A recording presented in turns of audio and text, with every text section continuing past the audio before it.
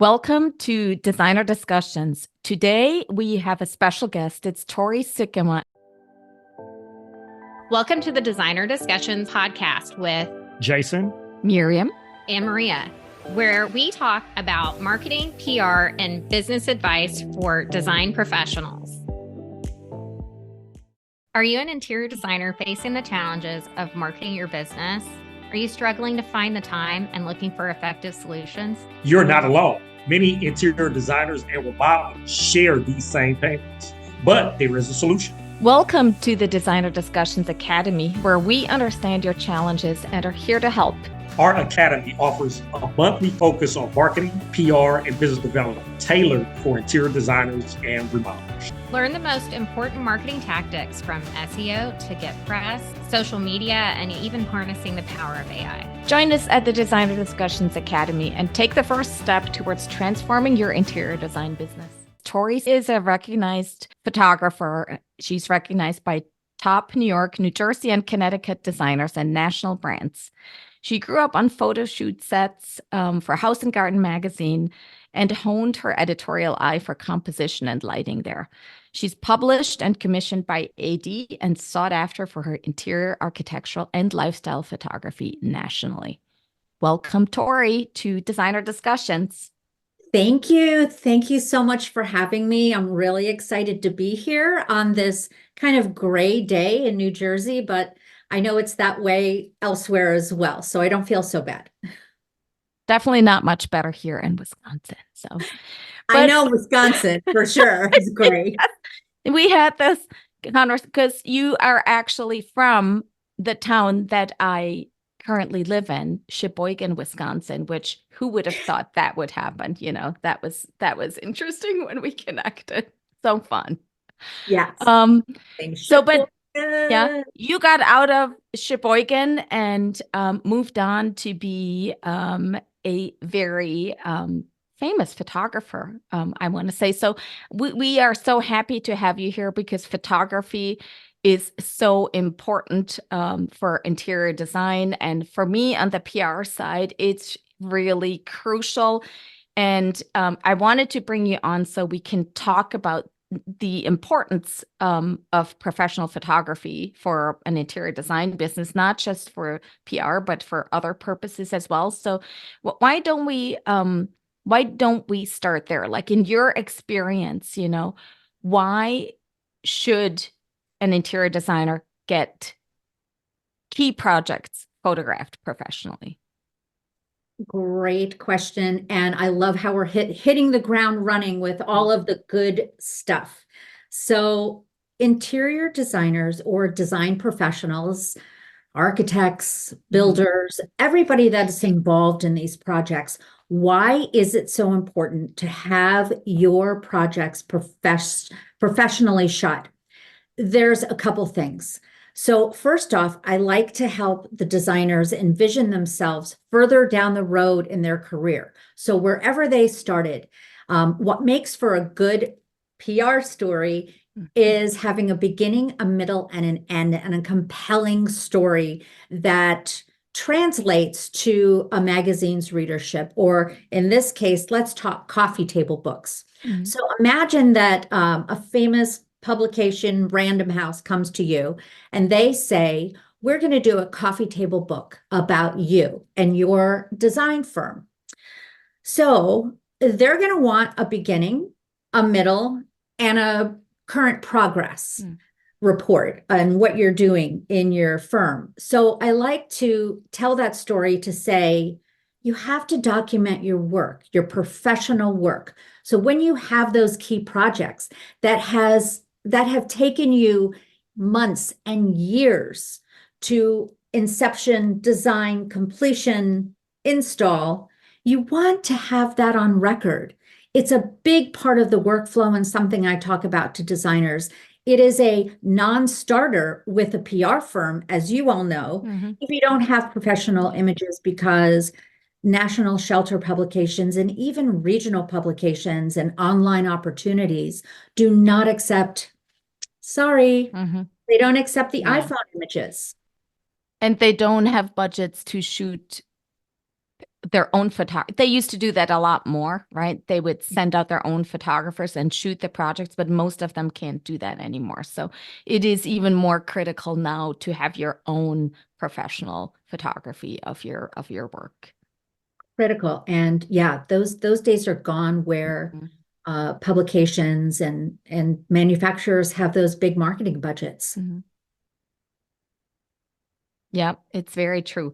Okay, so we have established it is critical, and we both said key projects. So that doesn't mean that you're expected to hire a professional photographer for each of the projects that you work on, but be selective, but make sure that you document your best work throughout the years. 100%. Perfect.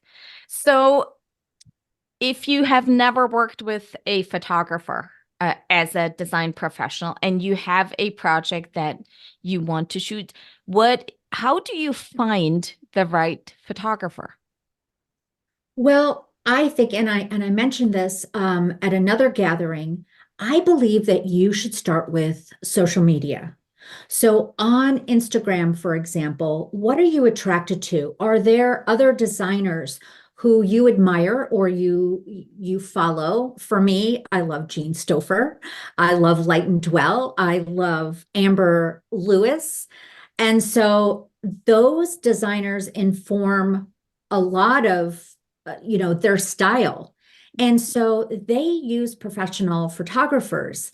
So in the captions, you can see who they used. Well, Jean Stoffer, of course, it's her son and daughter-in-law, John and Maura Stoffer, who are incredible people.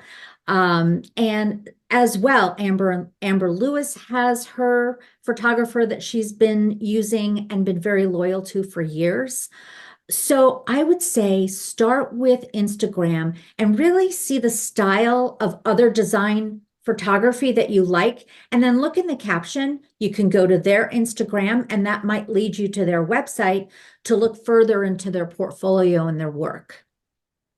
And basically what we're saying is it really needs to be a photographer who specializes in interiors or architectural photography. It's like I've come across plenty of design businesses, and they end up with some real estate photographer or just somebody who may not have the right eye to represent the work that you do in the right way. So you really want to make sure you find somebody who specializes in this area.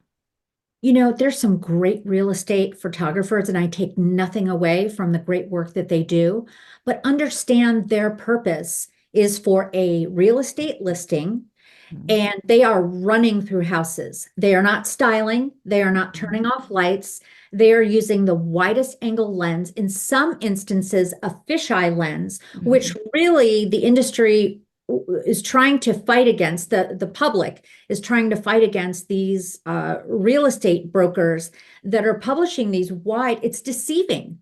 It's deceiving to think that a kitchen is so much larger than it really is, because they've distorted the composition and the framing of the space.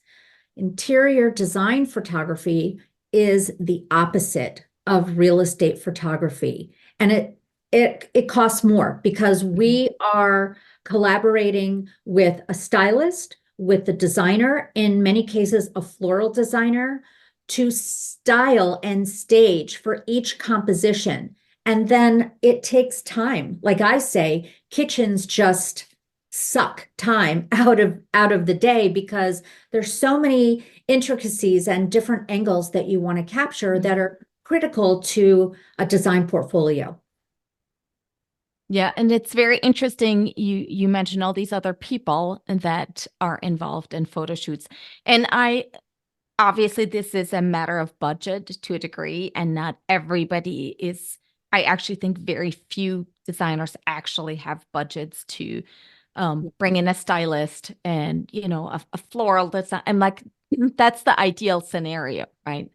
But can you speak a little bit to the value of what those people bring to the photo shoot and why it is a good idea to have them? So I'll talk two parts. a scenario where you can bring someone on and a scenario where you can't. So where you can, I think that it's so invaluable. As a designer, you are styling for how your client lives in a home day to day. When I come in, I always tell the homeowner, we're going to move things around because how I see things through my lens, it translates differently. So please know that we're going to respect your home and we will put everything back in its place. But for that photo shoot, we really need to suspend reality a little bit. And so first we talk about bringing a stylist on who can work with the designer and work with myself so that the designer frees up a lot of his or her time to collaborate with me and talk about the assets that are important to capture throughout the day. A stylist is another set of hands who is going in and with an expert eye, placing things in a particular way that translates for getting an incredible asset on the other end. When I talk about floral stylists, so a big thing here on the East Coast is the New York flower market, and many floral stylists or designers even will go in at 5 o'clock in the morning, pick up some fresh stems, branches, signs of life, anything organic in nature that's unusual and unique. And those are the things that really translate in a photograph. So beyond your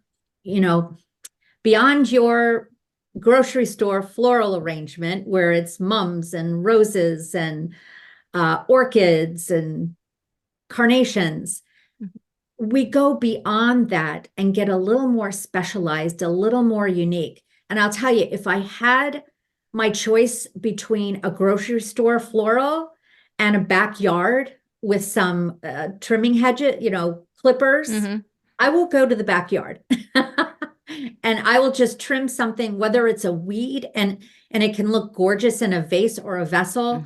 I would sooner use that than something from a grocery store that's carnations in nature. But baby's breath is having a comeback. So I would say if you're on a tight budget, look at a Trader Joe's. They have a floral department. They will order florals for you in advance that are unique branches and different fillers. And then baby's breath is very inexpensive, and you can get that from a grocery store. Just put like three bouquets of baby's breath together, and that styles a space very uniquely and beautifully. So those are tips if you can't hire, a floral specialist. And then for styling, I'll tell you that editors and what they're looking for today is more of the undone. So think a Nancy Meyers movie, right? It's complicated. The holiday that was just shown for the holidays that just passed. When you watch one of those movies, the styling transports you and you can see yourself living in that space. That's what styling really does. So adding layers, adding warmth, adding texture, and staying away from things that you find in big box stores is probably go to a garden center and pick up unique, vessels and larger scale pieces and style with those versus, little tchotchkes. So you do, because what I often see is that people will make do with what there is in the space, but it is helpful to bring in pieces, especially for the photo shoot. Load your car up, have options, because your photographer, like myself, I have an eye and I've styled my own shoots. I styled the Architectural Digest shoot that was a national shoot.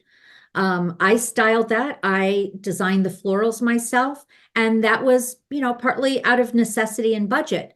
So, you as a designer have pieces, but think outside the box and maybe not use all the styling pieces that you purchased or placed for your homeowner, Mhm. think more, look through the magazines and see what they're using and what's, what is unique and what's going to translate to that particular publication's audience and readers, because really that's what it's about. Mhm. Yeah, absolutely. Those are great tips. We have talked about budget quite a bit, and obviously it's like the elephant in the room, right? So, and Maria can probably speak to this also. I'm like, so if you are looking to hire a professional photographer, it's like, how much money are we talking? How much time and how much money, Okay. So the way that I work is I have an exploratory call with a client and I take them through a workflow, my process, my workflow from beginning to middle to photo shoot day. So we're doing so much on the front end, but we have an exploratory call, and that's when I ask my clients all about their project, their vision, and how I can help them with a particular, might be a pain point. It might just be, hey, this is my first professional photo shoot, and I've really saved up, and this project is really special, and I'm investing in a professional photographer. So based on different regions where people may live, pricing may vary. A full day photo shoot is considered 8 hours with a lunch break. I would hope so. Yeah. Yes, yes. And I'm saying that to the designers with a lunch break. Um, let them have their bathroom breaks as well. So a full day photo shoot is generally 8 hours. I always tell the designers, please factor in breaks for lunch and a snack for the crew. And if you want to cater lunch, that's even better. That's kind of standard practice. Not everybody does it, which is fine. Like I bring my own lunch. But I have reminders set on my phone for the snack and the lunch, because a lot of times I can get so involved in the creative process, I'll sometimes forget to eat, but it's really important to have that break. In some photographers also have half-day rates. So if you have a smaller project, three rooms or less, that might be considered a half-day rate of possibly 4 hours, but depending on the photographer and how they work. So in terms of budget, it depends on the region that you live. In smaller areas, a full day shoot could be anywhere from $1,650 on up, to some of your larger markets could be anywhere from $2,500 to $3,500. And again, that's for a full day. And then you could ask the photographer if they do work for a half day. And generally, I know for me, my full day rate includes your retouching. It includes an online gallery, which is downloadable in either web or high resolution. And it includes all of the pre-work. So I have a questionnaire that once the contract is signed, the work really begins in talking to the designer about their workflow. And I do have a resource that I know you're going to have in the show notes that goes over the 6 S's of success to get published. And it talks about each step in the process, which is critical. So if you're interested in that resource, I know you'll link to it in the show notes. Yes, we definitely will. Oh, that's great. Yes, I'd like to see that actually. So now that we've talked a bit how to go about finding the photographer, what happens on the shoot, and we were talking before we started the recording about copyright, because I think that is it seems boring, but it's extremely important to have an understanding of what type of agreement you enter into with the photographer. So how does it work, and what does the designer or the design professional have to pay attention to make sure it's included in the contract. Okay. For this one, which is really important, and for me, it's a principal issue. So here I want to talk to all design professionals and other photographers, because there's photographers out there that are not knowledgeable about this, and they need to be. So the person who clicks the shutter owns the copyright. So the photographer owns the copyright. Now, if you're doing a national shoot, many times that brand will want to buy you out or buy the photo and copyright. And that could be anywhere from $2,500 to $3,500 per image if you want to purchase the copyright. But generally, what I include is a usage license, and that usage license is for one person. That is for the entity that I am photographing, that I am working for. So let's just say that it's New Beauty Design. I have a magazine here. So it's New Beauty Design Firm, and they contract with me, and we're going down those questions. My very first question is going to be, how are you going to be using these assets, these images? So the answers could be, I'm using it for my website. I'm rebranding, so I need fresh imagery. I need it for my professional portfolio. I need it for social media. I need it for local publishing, pitching local newspapers and smaller scale regional outlets that might be print or digital in nature. Marketing collateral for the internal marketing company. So for new beauty design firms, all of their collateral, that's what I'm terming marketing. So that is all included in my licensing, my one usage license. So local.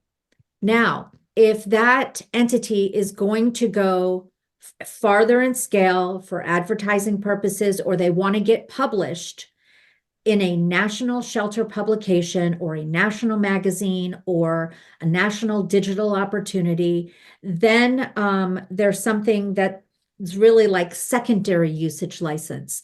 And so you can talk to your photographer to see, it might just be a few more dollars per image, or the images that you're going to be pitching for that particular opportunity. And then something I want to talk about, and a lot of other photographers don't know about this, and designers, is let's say that you take a picture and there's the lighting company, there's the furniture company, there's the carpet company, there's the decor company. All of those people are third-party manufacturers. And if those manufacturers love these images and want to use them for their marketing purposes on their website, for their social media, anything that builds their brand, then they are going to need to purchase a third-party licensing agreement directly from the photographer. And designers, what you can say to those manufacturers is, give my photographer a call.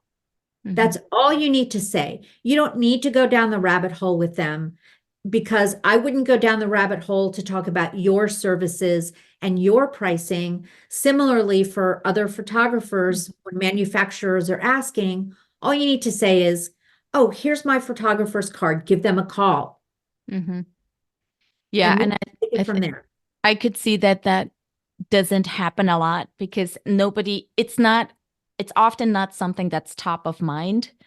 But it really needs to be, because you can get into a lot of trouble if you don't have the rights to use an image.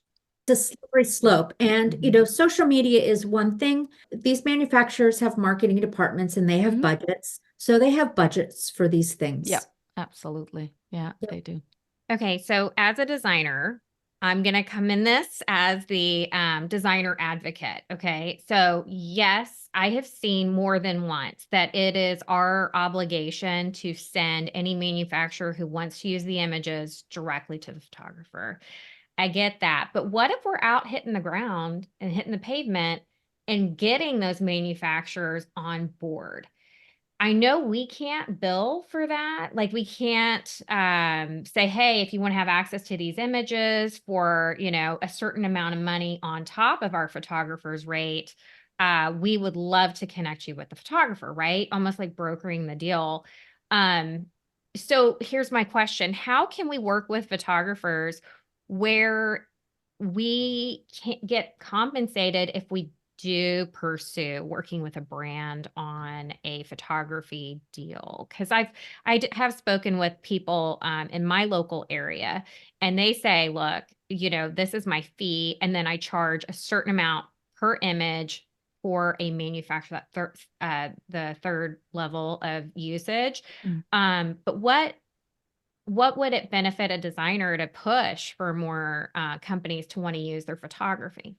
Oh, that's a great question. And it's a simple answer, cost sharing. Mm-hmm. Yeah. So upfront, talking to the manufacturers and saying, hey, listen, I'm doing this professional interior design photo shoot. Would love for you to be a part of it and have access to usage rights. So it's generally a cost plus 30, and then the cost is disseminated. So it benefits you, the designer, to spearhead that conversation because your rate will lower. And Will it's go a a little bit. really attractive offer for brands and manufacturers because it's so prohibitively expensive to set up your own photo shoots that if you can just pay a little bit of money and be part of a professional shoot, that is very attractive to a lot of companies. It's a no-brainer, but ironically, I just had this with a tile company that had been, uses real estate photos for their business, and it's very unprofessional, and it would really level up and benefit that tile manufacturer to come on board with a cost share for a photo shoot. But you know what? Not everybody has vision, and that's okay. Yeah, that's true. They will not have the usage rights to the images, and if they do, they're going to hear from me. So what you're saying is cost sharing would be a proactive approach. So if you're doing all of that footwork after the photos have been taken, it's not going to benefit the designer as much as it would be if you are going into it with the awareness. You want to get the brands on board and they can use the photography. This also seems like a better solution than hashtagging every manufacturer in your picture and then them being excited to have free use of images, because I don't know how all of that works, but I know it doesn't, like designers shouldn't be tagging every product that's used in their photographs for free. I mean, I just don't think that that's above board. The brands like it. Oh, the brands love it. But here's the other thing. Not every designer wants the world to know their sourcing. Yes. Yeah. And I understand that. It's proprietary information for many designers that have special sourcing, and they want to be known for that. Yeah, that's a great point too. Well, so we all just learned that you have to pay attention to copyrights, because the photographers do have the rights to come after you. Do you think does that happen a lot? Like how frequently does this happen? Ooh, let me chime in on this one. So we have a really good architectural photographer, excuse me, in the town that I live in. And I paid for so the magazine came out and photographed a house that I had done. And then I paid for use rights of the images to be used on my website.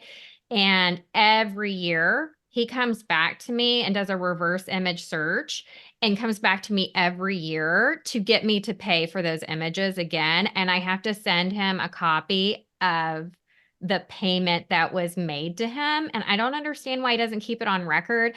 I guess because it was a large publication use of the images and he forgets that he sold rights further down the line to people on that. So it really depends on the photographer and if they remember you and if you have a relationship with them. If you don't have a relationship with them and you are buying those secondary use rights of those images, that's when they're going to come back at you. I mean, I don't think he's just a one-time person who's ever made those types of mistakes.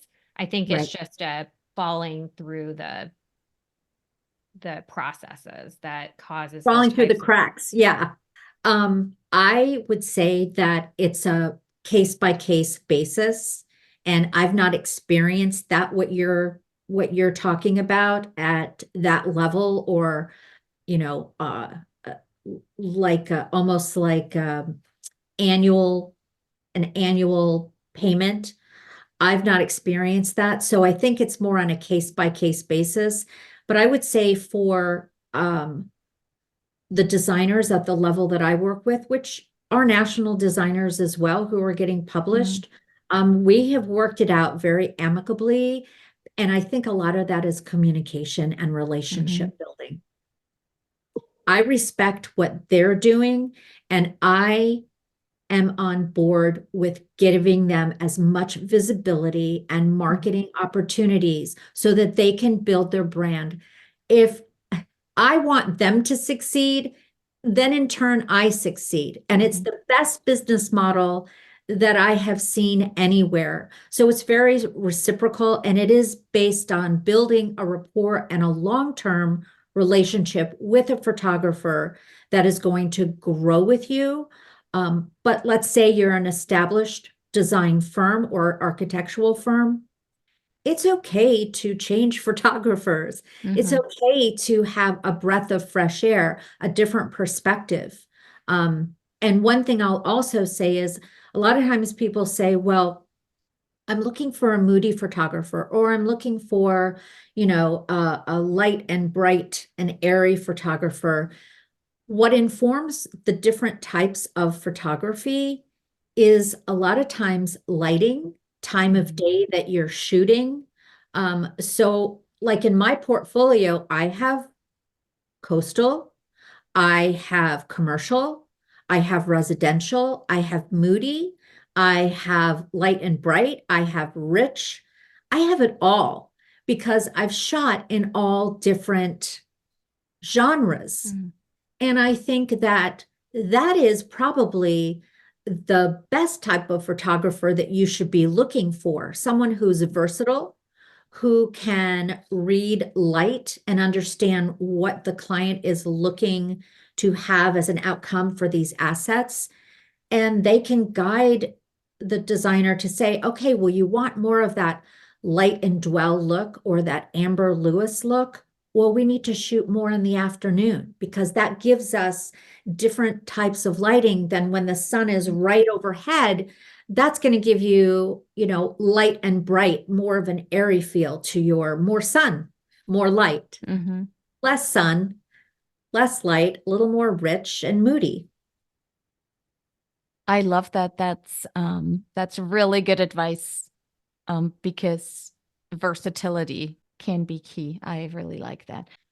Being in alignment, understanding the goals of the project, the goals that the designer, the assets at the end of the day, what do they want? And I think communication throughout every step of the process is really key. And you know what? Having a sense of humor about it, it's a lot of work. Photo shoot day is a lot of work, but what you've done before that photo shoot, the workflow, the process, the journey that you're taking your clients on, the outcome of that is a very successful, stress-free, enjoyable photo shoot, which Maria, you said was 12 hours, I think, one time.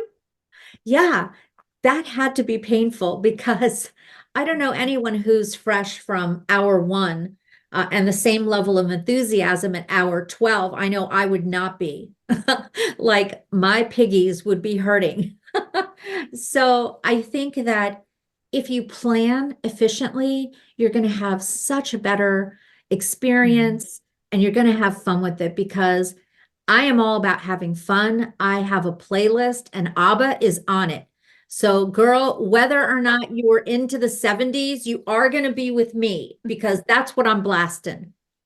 I love ABBA. So that sounds great. So Tori, if people want to get in touch with you, if they want more information, we'll have it in the show notes too, but why don't you tell us right here, right now, where they can do that?